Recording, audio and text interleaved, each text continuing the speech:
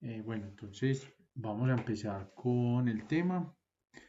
Disculpas por no haber podido subir los videos antes, pero es que he tenido unos detallitos múltiples, tanto con internet como con el computador. Pero bueno, ya por fin. Creo que va a funcionar. Lo estoy haciendo en PowerPoint en internet. Listo. ¿Qué vamos a hacer primero? Vamos a hablar de unos conocimientos previos que son muy relevantes para el ciclo reproductor.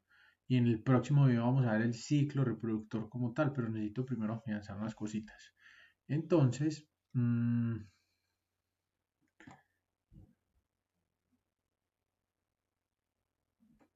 hagámoslo acá. ¿Qué pasa? Cuando uno...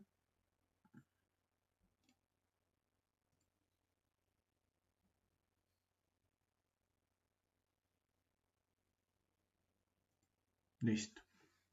Cuando uno habla, cuando uno habla de una línea, ¿cierto? Y en esa línea tenemos aquí el día 14, ¿sí? Eh, Generalmente, y leyendo las actividades que ustedes entregaron, cuando uno les pregunta qué conocimientos tienen del ciclo reproductor, casi todas eh, hablaron de una línea continua en el tiempo de aproximadamente 28 días de duración, ¿sí? Y esos 28 días de duración, o una parte va a ser, una primera mitad, vamos a hablarlo muy general, va a ser de estrógenos, con una segunda mitad que va a ser predominante la progesterona, ¿sí? Digamos que esa parte no sería nada nuevo para uno y sería pues lo más común. Pero resulta que ningún ciclo menstrual empieza acá, sino que aquí hay una historia previa. Una historia previa para que cualquier mujer que vaya a generar un ciclo menstrual pueda realizarlo, tiene que cumplir múltiples condiciones y esas condiciones son incluso mucho antes del día cero. Y esas condiciones del día cero hacia acá, que casi nadie tiene presentes, pero que son obligatorias para que una paciente pueda tener menarca y posteriormente al final de sus ciclos menstruales una menopausia, uno las puede considerar muy obvias, pero muchas veces se pasan por alto. Y siempre en la fisiología del ciclo reproductor nunca se tiene presente estos acontecimientos previos que se tienen que dar para que posteriormente una mujer pueda entrar en ciclos regulares de un mes. Entonces nos vamos a centrar en este primer video, en esta primera parte, y es que tiene que pasar antes de, para que una mujer pueda llegar a un ciclo reproductor, ¿sí? Y en un segundo video nos vamos a focalizar ya en sí, en el sistema reproductor como tal. Listo. Entonces, mmm, segundo.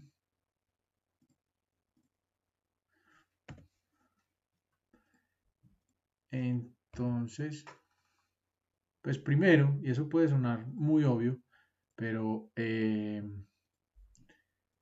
lo primero que tiene que hacer una mujer pues para poder empezar algún día a presentar ciclos menstruales es ser mujer. Pues y eso puede sonar muy obvio, pero es lo primero. Entonces hay que tener algo presente. Mamá, mamá,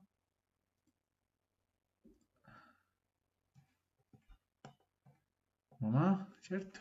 Y feto. Listo. Entonces, ¿qué pasa? La mamá, a partir del acetato, produce colesterol endógeno. Listo. Y el colesterol va a la placenta. Listo. ¿Qué pasa? El colesterol no se puede convertir en estrógenos en la placenta. Listo. Entonces, ahí es donde se va a ayudar y se necesita que haya una suprarrenal, donde se va a producir pregnenolona. La pregnenolona se convierte en andrógenos débiles de hidroepiandrostenediona en el feto. Listo. Y se hidroxila en el hígado en la posición 16 y como 16 de hidroepiandrostenediona va a la placenta y se va a convertir en estrógenos. Entonces, lo primero es para que un feto haga una reserva ovárica, que la reserva ovárica es de aproximadamente 7 millones de óvulos, ¿sí? Para llegar a una edad fértil en 300.000, sufriendo un proceso de atresia gigante. esos estrógenos van a ser fundamentales para el desarrollo. Listo. Pero vamos a ver que hay un pico en la producción de estrógenos en la vía intrauterina y eso se va a hacer y posteriormente ellos van a volver a subir cuando la mujer entre en la pubertad. Entonces lo que vamos a ver es hoy qué pasa en todo este periodo de silencio, ¿cierto? De silencio en cuanto a hormonas esteroideas, porque obviamente el eje endocrino nunca se queda quieto, y que hace que se gatille en determinado momento la entrada en la pubertad. Listo.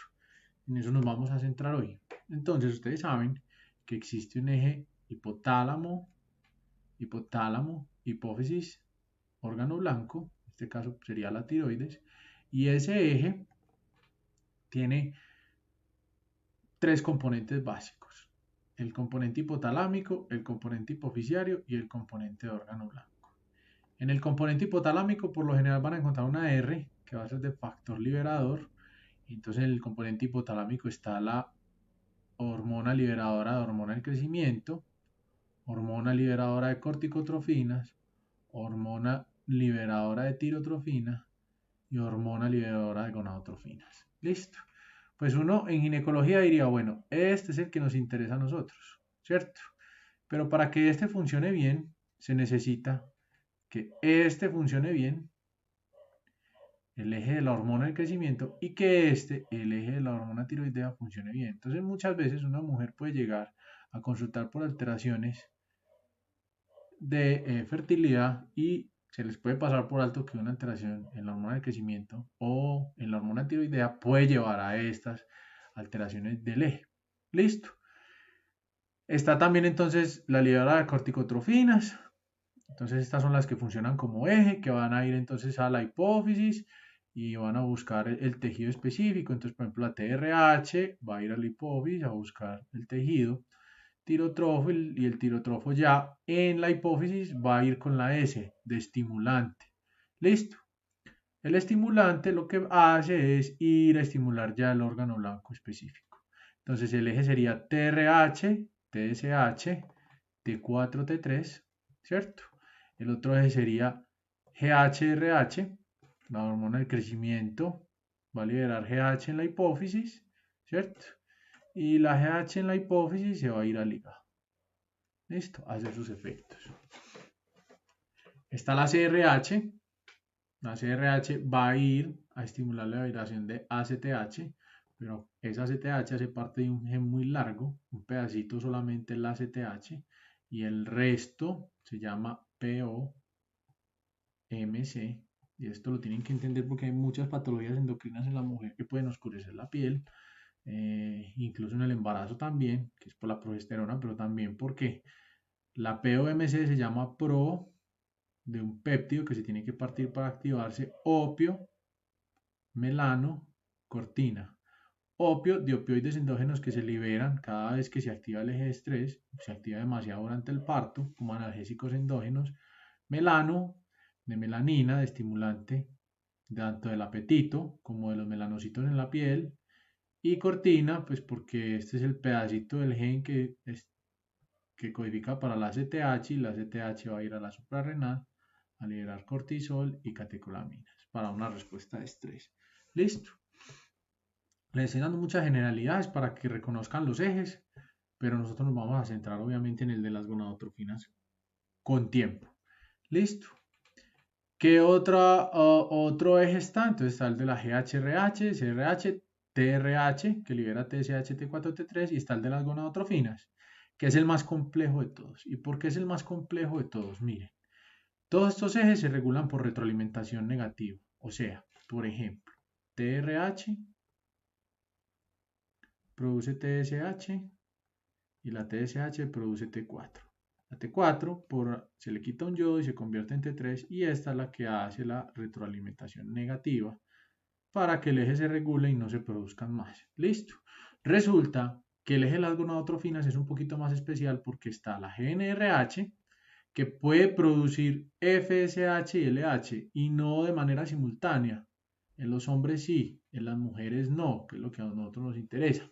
Dependiendo de la velocidad con la que se libere GnRH, va a ser la velocidad con que va a predominar o la liberación de FSH o LH.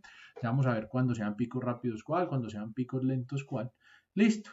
Y ella va a ir ¿a dónde? A los ovarios, ¿cierto? Donde van a producir estrógenos, principalmente por la FSH, y progesterona, principalmente por la LH. ¿Cuál es la cosa aquí? Que los estrógenos pueden hacer simultáneamente retroalimentación positiva sobre unos péptidos y retroalimentación negativa sobre otros. Todo eso lo vamos a ver, pero miren que es bastante llamativo porque es muy distinto al resto de ejes, donde por lo general es una retroalimentación negativa. Por último tenemos la paratiroides y tenemos el páncreas, que no funcionan como ejes, sino que funcionan como sensores directos. La paratiroides, ustedes la van a tener que aprender a conocer bien porque la van a manejar mucho en pacientes con menopausia.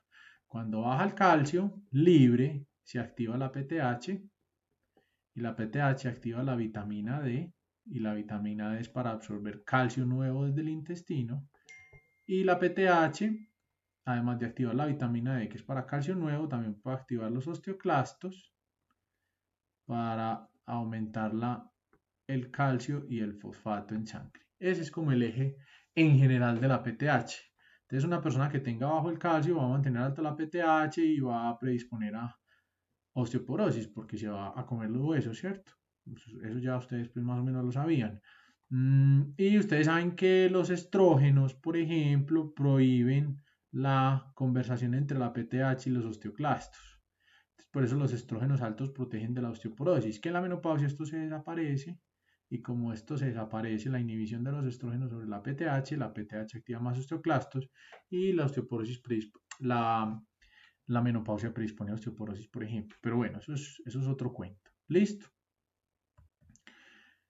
Entonces, viendo ya los ejes, vamos a ver aquí cómo funciona un eje. Entonces, aquí es donde está por ejemplo, TRH. Entonces, desde el hipotálamo se libera el péptido liberador R, ¿cierto? Del liberador, que va a ir a la hipófisis a buscar su célula específica para liberar un péptido estimulante o trófico, que va a ir a su órgano blanco, que puede ser la suprarrenal, la tiroides, las gónadas o el hígado, en el caso de la hormona del crecimiento, y van a hacer un efecto periférico. Y ese efecto es el que va a hacer la retroalimentación negativa sobre el hipotálamo y la hipófisis, que en el sistema reproductor femenino puede ser retroalimentación positiva o negativa dependiendo del momento del ciclo que esté. Listo. Otros detallitos para tener en cuenta cuando nos vayamos metiendo un poquito más en la clínica. Por ejemplo, si el desorden es de la glándula, del órgano blanco, es un desorden primario. ¿Listo? Si el desorden es de la hipófisis, es un desorden secundario. Y si es del hipotálamo, es un desorden terciario. Y en estos son los órdenes de frecuencia, menos para el adenoma de hipófisis de tejido somatotrofo, pues un adenoma que produce hormona de crecimiento, ¿cierto? Entonces, vamos a hacer un ejemplo. Entonces tenemos que aquí es TRH, aquí es TSH, y aquí es T4, que se convierte en T3. ¿Listo? Esta T3 viene y hace la retroalimentación negativa sobre estos dos. Listo. Entonces supongamos, alguien tiene hipotiroidismo primario. Entonces, si alguien tiene hipotiroidismo, pues como su nombre lo dice, pues esto está abajo. Listo. Como es primario, el daño es acá. Entonces la TSH está elevada, este es el clásico que uno diagnostica, y la TRH si uno la midiera, pues también debería estar elevada. Listo. Si fuera hipotiroidismo secundario, entonces aquí ya cambia todo, porque el problema sería acá. Entonces esta estaría bajita porque es hipotiroidismo y esta sería la única elevada. Listo. Y ya si fuera un terciario, pues todo estaría bajito. Entonces, ¿por qué les pongo esto? Porque la menopausia, por ejemplo, es un desorden que primario, secundario, terciario. ¿Ustedes qué creen? Ahí les dejo la pregunta. Entonces aquí tenemos, miren, tenemos núcleo supraóptico y paraventricular. Listo. Esta sería la región anterior, todo esto, donde aquí hay un plexo, ¿sí? Y esta sería toda la región anterior, toda esta, muy bien.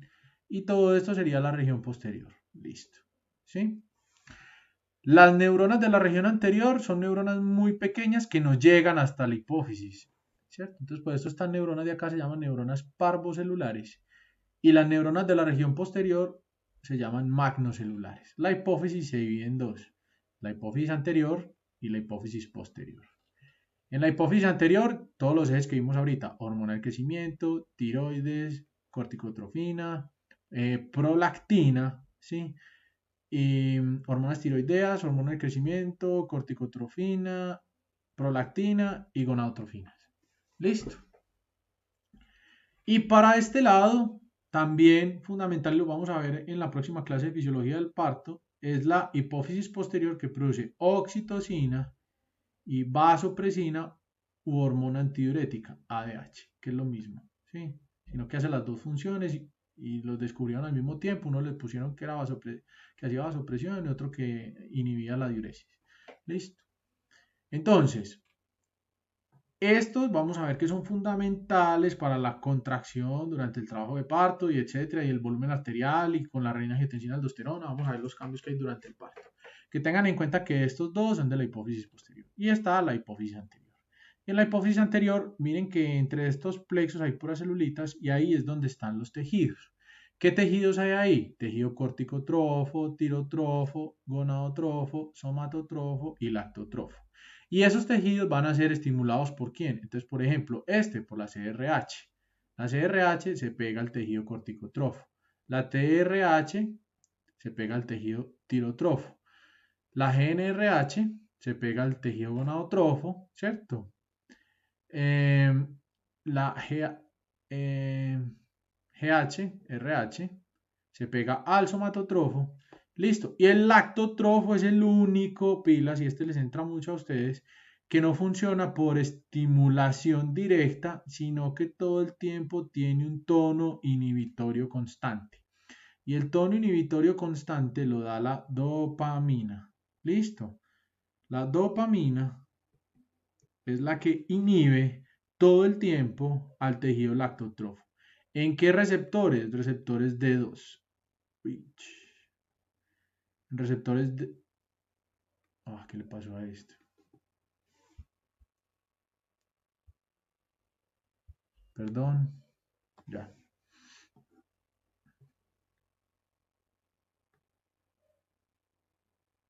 Bueno, sigamos. Un segundito que esto se me hundió acá un botón raro. Bueno. Entonces, yo quedo con ese aviso ahí, pero bueno. Tenemos que estos son los tejidos. Entonces, ¿qué pasa? Ustedes como ginecólogas que van a hacer en el futuro, se van a...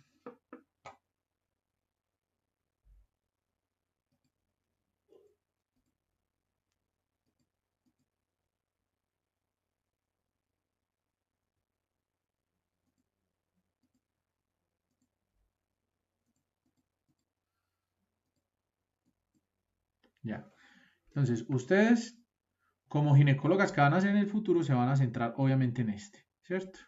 Que es lo que yo les decía ahorita al principio de la clase. Este pico es el que va a hacer entrar a una mujer en unas fases regulares de mes a mes de secreción organizada de gonadotrofinas, ¿cierto? Pero para que esto suceda, miren que hay algo muy importante y es que los tejidos que producen andrógenos y estrógenos tienen que sufrir un proceso de maduración y ese proceso de maduración está dado por la hormona del crecimiento. Y para que la hormona del crecimiento se libere y funcione, se necesita previamente, y miren a dónde estamos llegando, un sistema nervioso central que madure la adenohipófisis. Y la maduración de la adenohipófisis se va a hacer solamente por las hormonas tiroideas. ¿Listo? Entonces, la maduración de la adenohipófisis es por las hormonas tiroideas, de ahí va a empezar a funcionar el eje de la hormona del crecimiento y la hormona del crecimiento va a llevar el tejido adiposo a un nivel de maduración que va a hacer entrar a una persona en su primer ciclo menstrual. Entonces, ¿qué teníamos? Acuérdense, teníamos un eje de hormonas tiroideas, TRH, TSH, T4, T3 y ese T4, T3 hacen la retroalimentación negativa y así funciona el eje, y estas son las células foliculares, ahí no hay ningún misterio. ¿Qué me interesa a mí? Que ustedes sepan que las hormonas tiroideas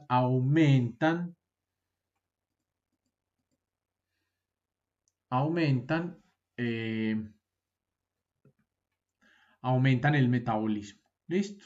Entonces, por lo general, aumentan el consumo de ATP, aumentando la funcionalidad de la sodio-potasio ATPasa. Y en la cadena transportadora lo que hace es que la desacopla, entonces aumenta la producción de calor, por eso son termogénicas. Listo. Una vez la hormona tiroidea, entonces, ¿qué pasa? Aquí una persona tiene déficit de hormona tiroidea desde el nacimiento, no crece, entonces no tiene hormona de crecimiento, y además tampoco entra en la pubertad, porque no tiene andrógenos. Listo, entonces miren que esto es un continuo, ¿sí? Conociendo el eje de la hormona tiroidea y sabiendo que una persona tiene el eje bien, se va a llevar al eje de la hormona del crecimiento. ¿Cómo es? Entonces tenemos hipotálamo, hipófisis, GHRH, listo, va a ir al tejido somatotrofo a producir hormona del crecimiento. Y la hormona del crecimiento se va a ir unida a una proteína unidora de hormona del crecimiento porque es muy lábil en sangre. Listo. Y ella va a ir a varios tejidos, principalmente a dónde? Al hígado.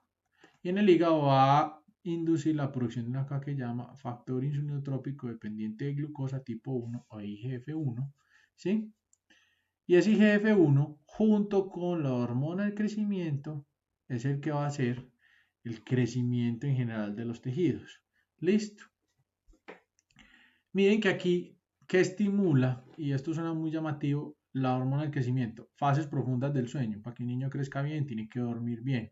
El ayuno, ¿sí? La hipoglicemia. Entonces, miren que son cosas que tengan que ver con glucosa baja. Y uno dice, bueno, pero ¿por qué con glucosa baja? Sí. El AGH se libera en condiciones de hipoglicemia, pero actúa con el IGF en condiciones de muy buenos nutrientes. ¿Listo? Entonces tenemos que tiene que funcionar bien el eje de la TSH para que funcione bien el eje de las hormonas tiroideas. Tiene que funcionar bien el eje de las hormonas tiroideas para que funcione bien el eje de la hormona del crecimiento. ¿Qué hace la hormona del crecimiento? Entonces miren, y aquí es donde nos vamos a ir acercando un poquito al aparato reproductor. La hormona del crecimiento tiene efectos directos en el músculo, en el hígado y en el tejido adiposo. Y en el tejido adiposo, miren que toda persona cuando entra en la adolescencia se estira, ¿sí? Y se estira a partir de energía que se saca del tejido adiposo. Es lipolítica, ¿sí? Y disminuye la captación de glucosa. Entonces disminuye la adiposidad. Quiere decir que la hormona del crecimiento tiene efectos contrarios a la insulina. ¿Listo? ¿Sí? O sea que cuando una persona entra en la adolescencia, por así decirlo, tiene algo de resistencia a la insulina. ¿Listo? Eso es fundamental, porque eso va a hacer un cambio sobre un tejido adiposo que venía respondiendo a la insulina normalmente. Entonces, cuando la GH empieza a aumentar mucho y la persona empieza a crecer, va a haber un aumento progresivo de la insulina porque hay una resistencia a la insulina y ese aumento progresivo de la insulina va a hacer unos cambios metabólicos del tejido adiposo. ¿Sí? En el hígado favorece la síntesis de proteínas y del hígado va a salir IGF y este IGF es el que va a hacer el efecto con la hormona del crecimiento juntos. Miren que aquí hay una flechita, viene por acá y baja acá, ¿sí? Y son efectos juntos y es para crecer en tamaño el hígado, el páncreas, el intestino, los islotes, la parte tiroides, la piel, el tejido conectivo, el tamaño de los órganos. Listo. Casi que todas las vísceras sólidas del abdomen, pero también está el corazón, los pulmones y el hueso. Listo. Entonces, uno dice, bueno, la persona tuvo un adecuado eje de hormonas tiroideas que llevó a un adecuado eje de hormona de crecimiento. Y una vez se tiene un adecuado eje de hormona de crecimiento, uno va a presentar una línea de crecimiento de la siguiente manera. Miren, aquí va lo primero que crece de todo. Entonces, todos somos cabezones al principio, encéfalo y cabeza. ¿Y esto es el reflejo de qué? De una hormona tiroidea actuando en el sistema nervioso central. ¿Listo? Posteriormente, ¿qué sigue? Un crecimiento del tejido linfoide a medida que se da la exposición progresiva, ¿cierto? Ahí es donde está la teoría de la higiene, que los niños que están en teoría de la higiene tienen menor probabilidad de desarrollar anticuerpos contra muchas cosas, ¿sí? O de ser más alérgicos, etcétera, etcétera. Listo. Y después de que sigue el tejido linfoide, la T4 va a madurar los órganos para que empiece a liberar hormona del crecimiento. ¿Listo? y por lo tanto ahí es donde se empieza a liberar hormona del crecimiento. Y cuando la hormona del crecimiento madura los órganos, entonces ya sigue una liberación de estrógenos, progestágenos o testosterona, dependiendo del caso. En este caso, estrógenos y progesterona, porque estamos centrados en las mujeres. Listo. Entonces, porque yo les decía que era muy importante conocer esa función de la hormona del crecimiento sobre el tejido adiposo. Aquí tenemos los adipocitos de un niño o una niña antes de entrar a la pubertad. Entonces, pongámoslo antes. Listo. Y los niños, antes de entrar a la pubertad, son gorditos, tienden a ser barrigoncitos, ¿cierto? Y cuando entran a la pubertad, ¡pum!, sufren un estirón. ¿Listo? Entonces uno dice, hay un cambio en la conformación y pasa de adipocitos espumosos a adipocitos de pequeño tamaño. Los adipocitos espumosos son proinflamatorios, ¿sí? Y los adipocitos de pequeño tamaño son antiinflamatorios. Entonces los adipocitos espumosos son altamente productores de resistina, ¿cierto?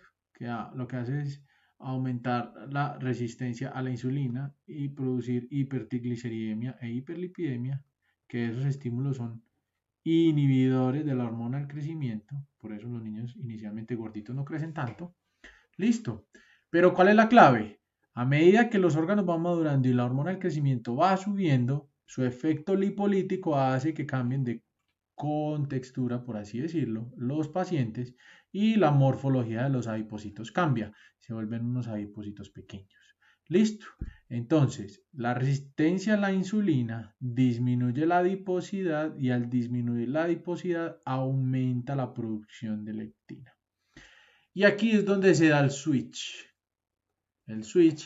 de niñez a adolescencia o pubertad. Y esta es la clave, esa resistencia a la insulina que fue creando progresivamente la hormona del crecimiento, aumentó los niveles de leptina y la leptina funciona como un mensajero directo en el hipotálamo.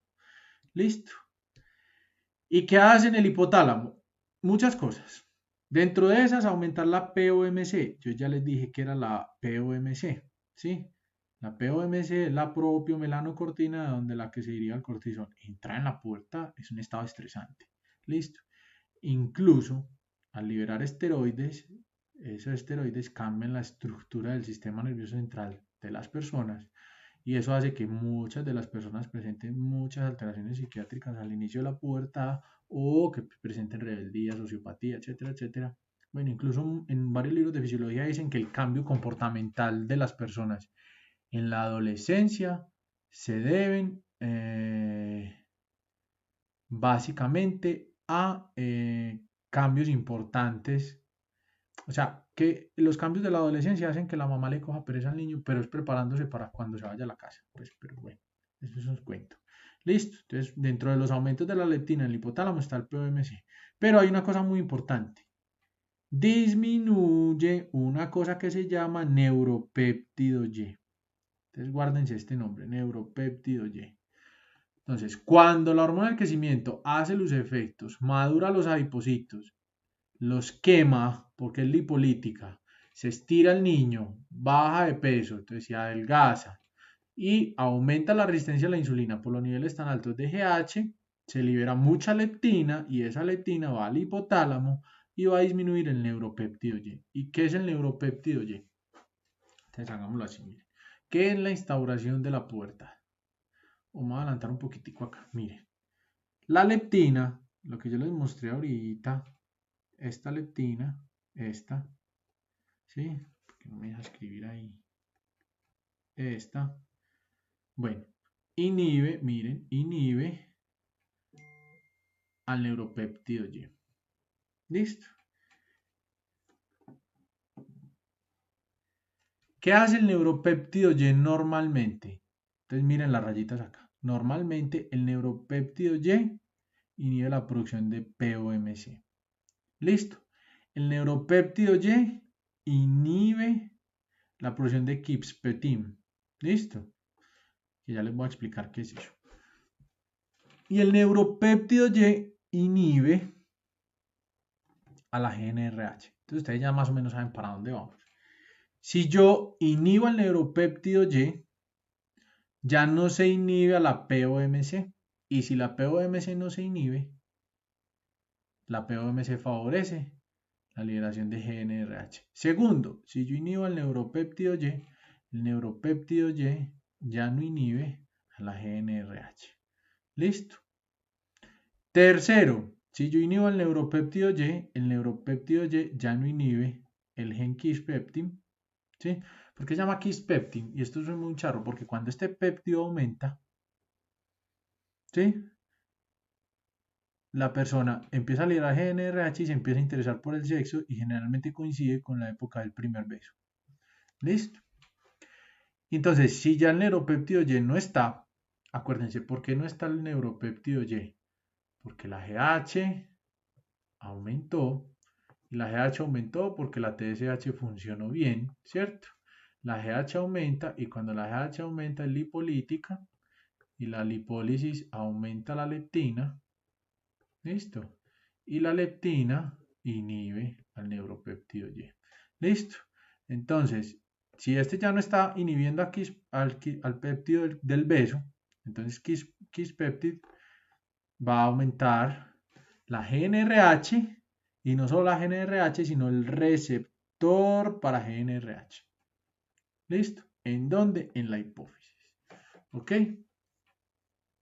Por lo tanto, cuando una niña entra en la menarca, los primeros pulsos de GNRH van a ser por pérdida de inhibición y se van a dar lentamente.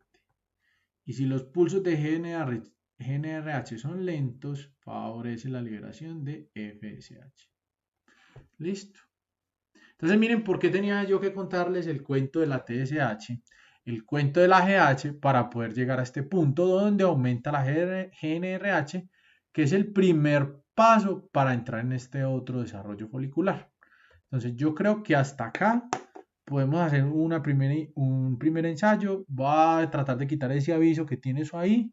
Y el otro video se los cuelgo ahorita o mañana temprano. ¿Listo? Bueno, entonces ahora sí vamos a continuar con la fisiología del ciclo reproductor, una vez teniendo las bases de cómo se llega a una elevación de la GNRH para poder empezar con el ciclo normal. ¿Ok? Entonces tenemos que la evolución de el segundo, o lo que conocemos como ciclo reproductor va a ser básicamente entre folículo primario y secundario, pero tenemos que ver la historia natural del desarrollo de esta actividad, arrancando desde el folículo primordial. El folículo primordial es la estructura más simple y temprana. Aparecen en el feto desde la semana 20 y una mujer llega a tener una reserva de 7 millones de ovogonias, ¿cierto? Y esas ovogonias desde el principio, ¿cierto? Desde que hace el primer proceso meiótico y que queda con los cromosomas ya incompletos, se rodea de un epitelio de células foliculares. Listo, se tienen que rodear de un epitelio de células foliculares porque al tener el número incompleto de cromosomas, si no estuviera cubierto por estas células, podría ser atacada por cualquier célula del sistema inmune. Listo. Entonces eso forma una barrera y ella es avascular. Por lo tanto, todo lo que la va a nutrir a ella tiene que pasar por esta barrera, que es una barrera sobre todo inmunológica, ¿cierto? De esos 7 millones de ovogonias que tiene de la semana 20, el mayor número de ovogonias que puede llegar a tener una mujer, se hace una reducción progresiva a 300.000, o sea, hay una muerte de 6.700.000, o sea, de más del 80-90%, 95 incluso, ¿cierto? Para en edad reproductiva llegar a tener 300.000 al momento de la menarca y va a ovular más o menos 450, ¿cierto? Meses. Entonces miren que de 300.000 se utilizan 450. Obviamente cada este proceso de ovulación, acuérdense que el que gana es el folículo dominante. No quiere decir que entonces por cada mes se utilice un solo óvulo, sino muchos. Lo que pasa es que muchos se mueren en el camino. Para llegar a una menopausia con menos de 1.000 folículos en el ovario. Entonces pasamos de 7 millones a 1.000. Listo. El folículo primario va a ser la única diferencia es, pues, es que estas células que son aplanadas acá se vuelven cuboidales, lo que quiere decir que se vuelven más activas metabólicamente. Son de una sola capa y van a expresar una proteína fundamental que es el receptor de FSH. Ahí es donde van a empezar a competir por gonadotrofinas. Entonces, para llegar de todo este proceso desde ogonias hasta un folículo primario que exprese el receptor de FSH es donde se necesitó la hormona tiroidea y la hormona del crecimiento. Listo. Va a aumentar la cantidad de líquido que tiene en su interior, que básicamente este líquido es fundamental para que una vez el óvulo salga del ovario, se genere la ovulación, pueda vivir un tiempo hasta que sea captado por las fimbrias en las tropas de Falopio. Listo. Van a empezar a expresar las proteínas de zona pelúcida que son importantes para la reacción acrosomal y es que un solo espermatozoide entre en el óvulo, listo, y se va a quedar detenido en diploteno, listo. Y de ahí va a pasar a folículo secundario donde hay un aumento en el número de capas, ya no es solo una sola capa cuboidal, sino que son múltiples capas y se van a empezar a diferenciar las células de la teca y las células de la granulosa, ¿cierto? Las células más externas son las que se van a quedar pegadas físicamente o atadas al ovario cuando se da la ovulación y las células internas van a ser las células que van a, a irse con el óvulo para protegerlo y brindarle sustratos energéticos. Listo. Esas capas van a aumentar, va a aumentar la cantidad de líquido. Miren que aumentan de manera importante de 10.000 a 1.000.000 de células que se van a ir en dos poblaciones. Las células murales o más externas, que son altamente esteroidogénicas y se van a quedar en el ovario, y las células de la corona, que son las más internas, que se van a ir unidas al ovocito. Estas tienen unas proteínas especiales para que las fimbrias de las trompas lo capturen al óvulo mucho más fácil. Listo. Y también van a secretar algunos factores para que ya vamos a ver cómo se regula. Listo. Esto es mucho más, pues, digamos que no es tan relevante para ustedes, porque esto ya sí es algo muy de básicas, pero es simplemente que el óvulo se puede quedar en meiosis uno mucho tiempo. Es porque hay unas cosas que llaman ciclina B y quinasas dependientes de ciclinas que están inhibidas y se inhiben por un GMP cíclico que viene de las células que lo rodean. ¿Sí? Eso es básicamente lo que pasa es que antes de la ovulación él pasa a meiosis 2 y el que hace que pase a meiosis 2 es la LH. O sea, ya en meiosis 2 está listo para recibir el espermatozoide. Por lo tanto, el predictor de ovulación y que hace que termine el ciclo celular un ovocito es la LH, pero vamos a verlo con mayor detalle. Listo. Entonces miren acá. Aquí tenemos, miren que aquí hay un ciclo, una ovulación, otra ovulación, otra ovulación, otra ovulación. Tenemos 4 ciclos. Listo. Y miren que este folículo dominante que se va a ovular en este cuarto ciclo, ¿sí? Tuvo 1, 2, 3 aproximadamente periodos de maduración previos. Listo. Y miren que en la fase que es dependiente de gonadotrofinas es en el último ciclo, pero él viene madurando antes a partir de señales paracrinas, o sea, señales cercanas que hay dentro del mismo óvulo. Estoy grabando dentro del mismo óvulo. Listo. Entonces, a ver, ¿qué les quiero decir acá? Para que un folículo dominante se haga, requiere un periodo no dependiente de gonadotrofinas y un periodo dependiente de gonadotrofinas donde se acelera el crecimiento. Listo. La pregunta es, si esta es la primera ovulación, ¿cierto? De una mujer, o sea, la menarca, ¿sí? Y todos estaban en esta posición, quiere decir que los primeros ciclos de las mujeres son anovulatorios, pero con sangrado. ¿Por qué? Porque se requiere 2 o 3 ciclos para que un folículo llegue a su madurez. Entonces, en la primera ovulación que tiene una persona, no por así decirlo ovulación, aquí no va a haber ningún folículo dominante, ¿cierto? Pero sí va a haber menstruación porque hay aumento de estrógenos y de progesterona. Listo. ¿Cuál es el mensaje? Para que se genere un folículo dominante se requiere un periodo no dependiente de gonadotrofinas y otro periodo sí dependiente de gonadotrofinas, y una estructura es la que hace que pase la barrera de independiente a dependiente y es el receptor de FSH.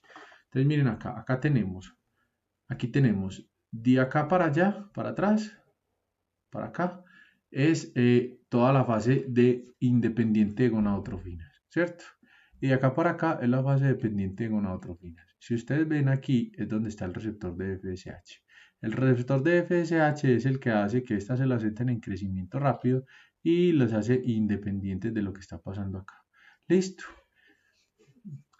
Todo este periodo de crecimiento, ¿sí?, es independiente de gonadotrofinas y va a crecer a partir de señales paracrinas. Listo.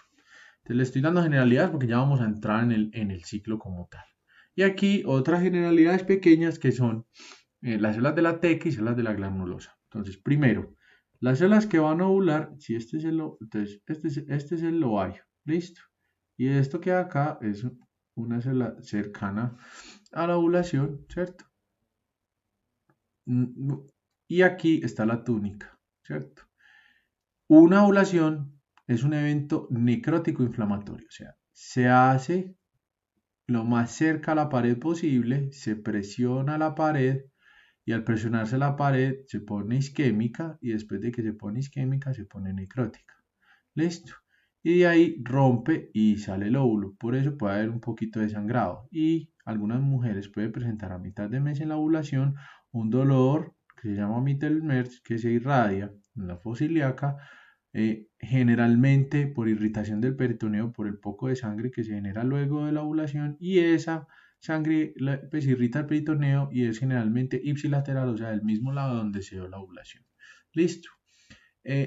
Cuando esto ovula, entonces aquí ya salió, esta es la ovulación, miren que hay unas células acá pegadas y hay otras células que se quedan atadas al ovario. Listo.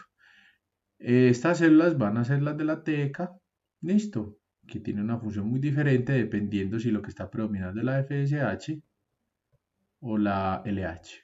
Listo. ¿Por qué? Miren, aquí está. El ciclo menstrual, vamos a ver que tiene dos fases principalmente, una fase folicular y una fase lútea. La fase folicular se caracteriza por altos niveles de estrógenos y los altos niveles de estrógenos son a partir de la granulosa, ¿sí?, que convierten androstenediona en estrógenos por señal de la FSH. Listo. Y es importante resaltar que esa androstenediona viene del colesterol y que ese colesterol se convierte en androstenediona en las células de la teca. Entonces esto es como un trabajo en equipo. Listo. Y en la fase lútea, entonces la LH estimula de manera simultánea, ¿ok?, las células de la teca y de la granulosa y se convierte algo de estrógenos, pero lo que principalmente se basa en las células de la granulosa es el paso de colesterol a progesterona. Entonces tenemos que la hormona dominante en la primera fase va a ser el estradiol y la hormona dominante en la segunda fase va a ser la progesterona, aunque vamos a ver que se produce algo de estrógeno. ¿Listo? Entonces aquí habíamos quedado la última clase o el pasado video. El neuropéptido Y, ¿cierto?, inhibía constantemente la GnRH, pero que la leptina, que se alcanza según cuando se alcanza un porcentaje de grasa determinado, ¿cierto?, secundaria a la acción de la hormona del crecimiento, la leptina inhibe el neuropéptido Y y al inhibirse el neuropéptido Y, ¿cierto?, la leptina libera péptidos intracerebrales como este, que favorecen la liberación de GnRH o la inhibición del neuropéptido y la activación del eje del cortisol también favorece la liberación de GnRH.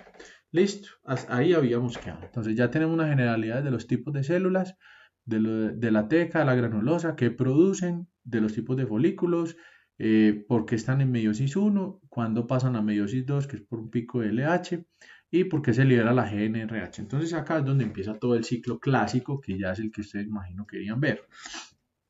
Aquí, ¿qué les estamos mostrando? ¿O qué les muestra esta gráfica? Aquí es un pulso por hora de GnRH. Y aquí es un pulso de GnRH por hora. O sea que estos dos quiere decir que hay 24 pulsos al día. Listo. Y aquí entre estas líneas hay un pulso cada 3 horas. O sea que aquí hay 8 pulsos al día. En resumen, estos son pulsos rápidos de GnRH, estos dos extremos. Y acá en el centro son pulsos lentos. ¿Listo? ¿Qué pasa? Si los pulsos son rápidos de GnRH, lo que predomina es una hormona en puntos naranjados. perdón, si los pulsos son rápidos de GNRH, lo que predomina es la liberación desde la hipófisis de LH. Por el contrario, si los pulsos son lentos, ¿sí? No favorece la liberación de LH porque se va al piso y sí favorece la liberación de la rayita negra, que es la FSH. Entonces, en resumen, en las mujeres es un poco distinto. ¿Por qué? Porque si los pulsos son lentos, se libera, si los pulsos son lentos, se libera FSH. Y si los pulsos son rápidos, se libera LH. Listo. ¿Qué pasa? Si la leptina progresivamente fue inhibiendo el neuropéptido Y, lo que va a pasar es que la GNRH se va a empezar a liberar de forma lenta, porque es un eje inmaduro. Listo. Entonces, ¿a qué los quiero llevar con esto? Que cuando se alcanza un porcentaje de grasa específico, una maduración específica de las células adiposas, y esa maduración induce la liberación de leptina, progresivamente se va a hacer una inhibición de lo que estaba bloqueando la GNRH y la GNRH se va a empezar a liberar de forma lenta. Y esa liberación de forma lenta va a llevar a que favorezca la salida de ¿quién? De FSH. Listo. ¿Y qué va a hacer esa FSH? Se va a ir para el ovario y se va a encontrar que hay unos ovocitos que todavía no tienen el receptor y a eso no les va a hacer nada, pero se va a encontrar que hay otros ovocitos que vinieron en una carrera de maduración que ya tienen el receptor en su membrana para FSH. Y a eso sí los va a estimular. Entonces, miren acá. Tenemos lo siguiente. Primer, segundo y tercer trimestre, los niveles predominantes son de FSH para que produzca principalmente estrógenos dentro de el feto. Acuérdense que estos estrógenos vienen de la placenta. Listo. Y posteriormente, luego del nacimiento se hace un pico muy grande por intercambio y por estrés, por andrógenos débiles que se convierten en estrógenos. Listo. Y viene todo este periodo de silencio entre el nacimiento y los 10 a 14 años. Aquí es el periodo de atresia porque la FSH es una señal de supervivencia de los folículos. Como la FSH es una señal de supervivencia de los folículos y todo este tiempo, todos estos años estuvo callada, aquí es donde se pasa de una reserva de 7 millones a 300.000. ¿Cuáles van a sobrevivir? Los más fuertes, los que tengan más señalización para FSH. ¿Qué sigue? Ellos van a entrar en una fase, listo, donde aquí se alcanza el porcentaje de grasa corporal, leptina, se empiezan a hacer picos lentos de GNRH y se va a hacer una primera liberación de FSH. Listo. Y esa primera liberación de FSH, que es esta, perdón, no esta, va a generar un pico de LH y aquí va a ser la menarca. Listo. De ahí que sigue ciclos regulares de LH y FSH, que van a ser los clásicos ciclos menstruales, durante toda su vida reproductiva y de ahí sigue una menopausia. ¿Listo? Entonces, ¿cómo funciona este eje? Tenemos la pubertad, ¿cierto? El estrés, o sea, el eje de la ACTH, también favorecen desde el hipotálamo la liberación de GNRH. La GNRH sale del hipotálamo y va a la hipófisis, se pega en su receptor y lo que hace es que si los picos son lentos va a salir FSH, que esto es lo que pasa inicialmente cuando el eje está inmaduro. O si los picos son rápidos se va a liberar GNRH. Listo, y esto va a favorecer la salida de LH si los picos son rápidos. ¿Qué pasa? Empezando el ciclo, cuando todas las hormonas están en el piso, los picos van a ser lentos y por eso empieza por FSH. Pero después, a mitad de ciclo, cuando las hormonas están aumentando con estrógenos, principalmente, eso va a hacer que los picos de GNRH sean muy rápidos. Listo. La FSH va a producir estrógenos y la LH va a producir progesterona. Por aquí lo están juntando todos. Van a producir los esteroides sexuales. Y los esteroides sexuales, yo les dije que eran los que podían hacer la retroalimentación. Puede ser positiva o negativa, dependiendo de la fase del ciclo. Entonces, ¿cómo funciona esto? Miren. Primero vamos a empezar del día 0, ¿cierto? Acuérdense que este día 0 es día 0 para el ciclo reproductor, pero de acá para acá venían madurando independiente de gonadotrofinas. ¿Listo? O sea, 3 meses hacia atrás. O sea, los que van a entrar en carrera hoy se venían preparando en pits hace 3 meses. Listo. ¿Qué es lo primero que pasa? Cuerpo lúteo se muere, supongamos, si venimos de un ciclo previo, o si es un primer ciclo, pues se puede anular esto. Eso sí, estrógenos y progesterona están en el piso. Cuando todo está en el piso, tampoco hay inhibina. Listo. No hay retroalimentación negativa sobre la hipotálamo y se empiezan a hacer picos lentos de GnRH.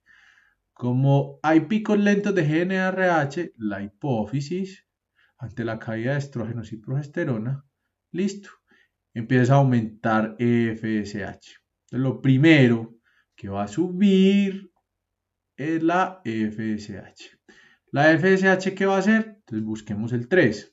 La FSH va a ir a decir, bueno, ustedes que se estaban preparando para la carrera, es hora de correr. O sea que los que tengan el receptor de FSH van a entrar a la carrera. ¿Y qué va a hacer? A reclutar una corte donde los va a hacer entrar en una fase de crecimiento rápido. Entonces las células de la periferia del ovocito van a aumentar en número de manera importante y se van a llenar adentro de energía. ¿Quiénes van a aprovechar más este papayazo? Pues el folículo que tenga más receptores de FSH. Y ese folículo es el que finalmente va a quedar vivo. ¿Por qué? La FSH, por los picos lentos se liberó, recluta una cohorte, van a empezar a crecer rápido y simultáneamente esos folículos van a empezar a liberar estrógenos e inhibina B. Entonces miren que después del pico de FSH empiezan a subir los estrógenos. Listo. Cuando empiezan a subir los estrógenos tienen un problema, es que son como medio Judas y es que inhiben al que los creó. Entonces los estrógenos inhiben a la FSH. Entonces miren que ya la FSH empieza a caer a medida que los estrógenos empiezan a subir. Listo. Junto con la inhibina B, que también viene de los folículos en la primera mitad del ciclo. Listo. ¿Qué hacen los estrógenos? Entonces, la caída de los niveles de FSH hace que algunos de los que empezaron a competir y no estaban muy listos se mueran, pero va a quedar uno dominante, que es el que más aprovechó la señal de la FSH, que lleva a que se produzca mucho estrógeno. Listo. Los altos niveles de estrógenos, ahí donde hay una retroalimentación positiva sobre la LH, pero negativa sobre la FSH. Entonces, cuando los estrógenos empiezan a subir, la FSH empieza a bajar, pero la LH empieza a subir. Listo. Entonces, la LH lo que hace es que ese que estaba en meiosis 1 pase a meiosis 2 porque activa la quinasa dependiente de ciclina y la ciclina B. Listo.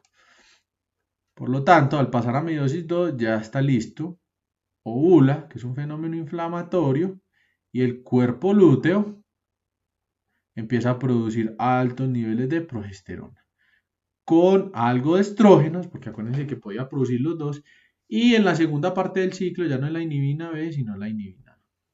Entonces, en resumen, sube la FSH y sube los estrógenos. Los estrógenos tumban a la FSH, pero suben a la LH. Aquí pasa de meiosis 1 a meiosis 2, por eso el mejor predictor de ovulación es el pico de LH y no tanto el de FSH ni el de estrógenos. Listo. ¿Y la LH qué va a hacer? Que se empiece a producir en la segunda mitad del ciclo progesterona. ¿Sí? Los altos niveles de progesterona, estrógenos e inhibina A eliminan a la LH. Entonces esta también sufre el mismo problema y es que los que ella aumentó, los que ella misma potenció son los que la van a pagar a ella. ¿Sí? ¿Y qué sigue? De acá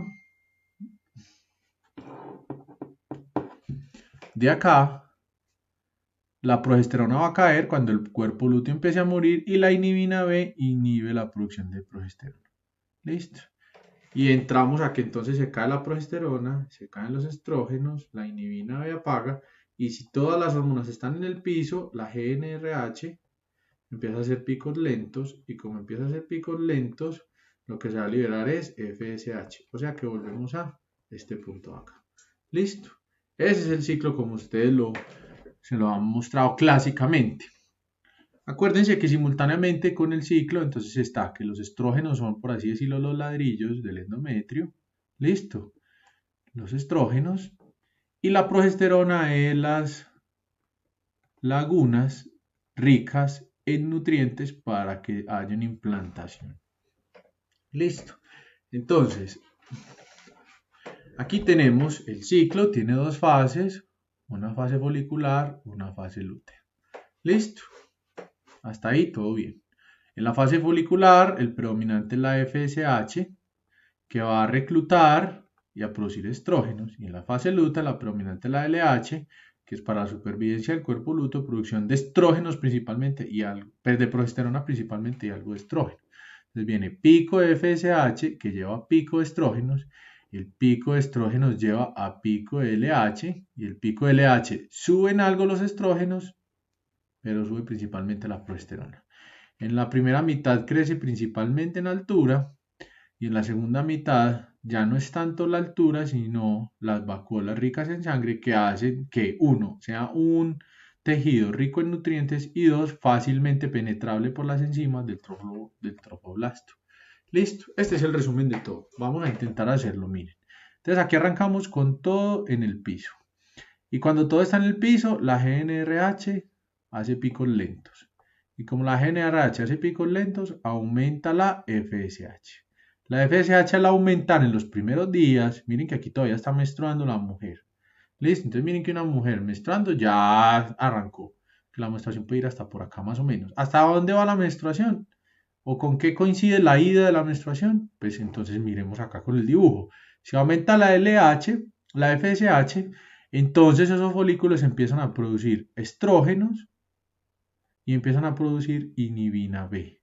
La inhibina B es la que va a tumbar a la FSH y los estrógenos empiezan a aumentar. Miren que cuando los estrógenos empiezan a aumentar coincide con el periodo que se va a la menstruación en una mujer. Listo. Suben los estrógenos, que son estos como azulitos. Listo. Y después del pico de estrógenos, entonces viene el pico de LH. ¿Cierto?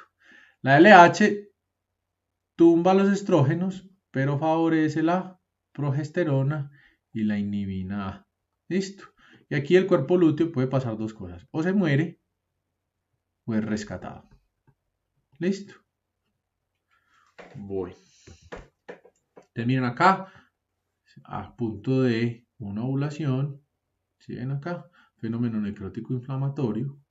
Aquí había otro que ya está sufriendo un proceso de atresia porque no quedó dominante. ¿A dónde van a caer? A las trompas. Y las trompas, y esto tengan mucho cuidado con sus pacientes. Entonces aquí está el día 14. Tengan cuidado con lo siguiente. La ovulación puede ser más o menos 2 días. O sea, el periodo más receptivo es de 6 horas, pero puede haber un desfase de más o menos 2 días. O sea, puede ser del día 12 al día 16. Eso no es como un reloj. Listo. Y las trompas, si ustedes miran acá, esto se ve muy parecido a cómo es el endometrio en su fase más rica en nutrientes. Los espermatozoides pueden vivir acá hasta 6 días. Listo. Entonces, ¿qué pasa? Supongamos, una persona lleva el método del ritmo. Entonces, los primeros 7 días tiene la menstruación y no le gusta, no quiere. Entonces dice, no, va, hagamos el día 8 que se me acabó de ir. Listo. El día 8, los espermatozoides pueden sobrevivir hasta 7 días. Entonces, 8 y 7, 15. Y la ovulación puede ser desde el día 12, ¿cierto? Entonces, supongamos, ovuló el día 15 y ese día quedó en embarazo. Y viaja de 7 a 9 días hacia el útero, entonces 15, 25, 24. Y ese día se implanta y tiene un microsangrado. Dice, ve, me vino antecitos de lo normal, pero me vino. ¿Qué va? Es una implantación. Y arranca el otro mes. ¿Cierto? Del 15 al 24 ya tiene semana y media de embarazo. ¿Listo? Y aquí van otras 4 y aquí donde le debería venir no le viene y ella espera una más y no le viene.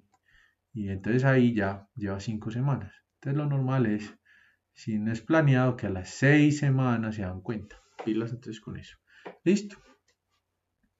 Entonces, teniendo presente esto no se los voy a decir todavía porque se los voy a decir en fecundación y en embarazo. Entonces tenemos que las características, ¿cierto? Entonces, una variación de 4 días, 28 más o menos 7 días, una duración de la menstruación de 2 a 7 días y la cantidad 40 más o menos 20 mililitros. Listo, que es patológico en su regularidad de un retazo de más de 5 días, ¿cierto? Ciclos de menos de 21 o más de 35, una duración de más de 7 días, listo, o un volumen menor de 20 o mayor de 80 mililitros, listo. En regularidad, entonces está metrorragia, para que vayan pues, familiarizándose con los términos, polimenorrea o oligomenorrea, está menorragia, listo, o hiper o hipomenorrea cuando hablamos de la cantidad. Es cantidad, ¿cierto? Menorragia duración de la menstruación como tal, duración del ciclo y regularidad o sangrados dentro o por fuera del ciclo. ¿Listo? Entonces, ¿qué pasa? Les voy a poner 3 casos. Los 3 casos de a 2 estudiantes. Ustedes repártanselo como quieran, porque yo pues cero de decir este con este, este con este y este con este. Los casos son incompletos de manera intencional. ¿Para qué? Para que ustedes hagan el ejercicio. Entonces tenemos un caso 1. Vengo porque desde hace 4 meses los ciclos me duran muy poco, ¿cierto? Los ciclos me duran muy poquito y sangro un poco menos de lo normal. ¿Listo? Me dura muy poquito y sangro un poco menos. Ya. Entonces, ¿qué puede ser? Y me van a decir, este eje, estas hormonas están bajitas, estas están altas, estas pueden ser, o le falta esto, o tiene mucho de esto, etc. Caso 2, lo que pasa, doctora, lo que pasa es que me viene cada 3 meses, así le van a decir, y me viene un montón. Entonces van a especular qué puede ser, por qué, etc. Y el caso 3, doctora, últimamente no duermo bien y me viene muy poquito y a destiempo. Esos son los 3 casos. Y me van a decir qué alteraciones del eje tienen estas personas. Miren, yo sé que les subí la clase un poquito tarde como para hacer esto para ahorita. Entonces, si quieren, lo resuelven y me escriben un correo y nos vemos el lunes. Yo no tengo ningún problema. ¿Qué pasa? Es que he tenido problemas antier y ayer con el internet y hoy con PowerPoint. Miren que incluso no se ha arreglado del todo porque salen unas líneas ahí súper feas, pero bueno. A la otra a las 3 me van a arreglar el computador virtualmente. Yo no sé cómo van a hacer. Entonces, si quieren, miren el video, resuelven los casos en parejas y me dicen cuándo quieren hacer la reunión. Una de ustedes que me escriba al correo es suficiente. Listo.